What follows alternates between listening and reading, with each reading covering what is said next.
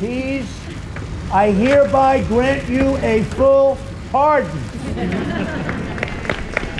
The annual White House turkey pardon ahead of this week's U.S. Thanksgiving holiday, bringing some good news to a couple of birds. Pease and his alternate carrots will live out the rest of their days at a Virginia farm after Donald Trump offered up a presidential pardon. And some bizarre timing today. It appears the turkeys aren't the only ones getting off the presidential hook.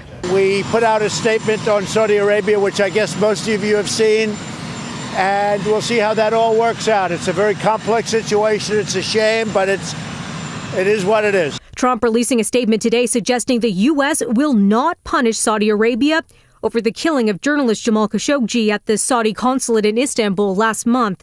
Trump says the Saudi king and crown prince vigorously deny any knowledge of the murder, adding our intelligence agencies continued to assess all information, but it could very well be that the crown prince had knowledge of this tragic event. Maybe he did, and maybe he didn't. But there are reports the CIA believes Saudi Crown Prince Mohammed bin Salman did order the killing. Khashoggi was a staunch critic of the Saudi royal. In his statement today, Trump says the U.S. intends to remain a steadfast partner of Saudi Arabia to ensure the interests of our country. Those interests, he explains, include a lucrative arms deal. And more controversy today as Democrats call for an investigation into the president's daughter, Ivanka. The Washington Post first to report Ivanka Trump used a personal email account to send hundreds of emails about government business last year, many of them in violation of federal records rules. A lawyer for the president's daughter says Ivanka sent the emails before she was briefed on the rules. But the rules surrounding the use of private emails, specifically Hillary Clinton's use of personal email as Secretary of State, were a major issue Trump used against his Democratic opponent repeatedly in the run-up to the last presidential election. Remember, she said, I think it was for her wedding, the wedding of Chelsea, and it was for yoga classes. 33,000 emails.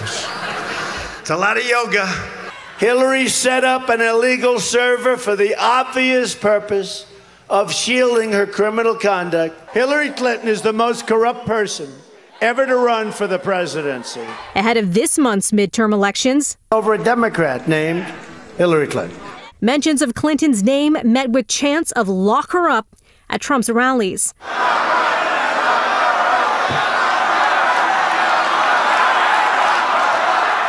Ivanka is not the only member of the Trump administration to use private email. The New York Times reported last year at least 6 White House advisors use private email accounts, including Ivanka's husband, Jared Kushner.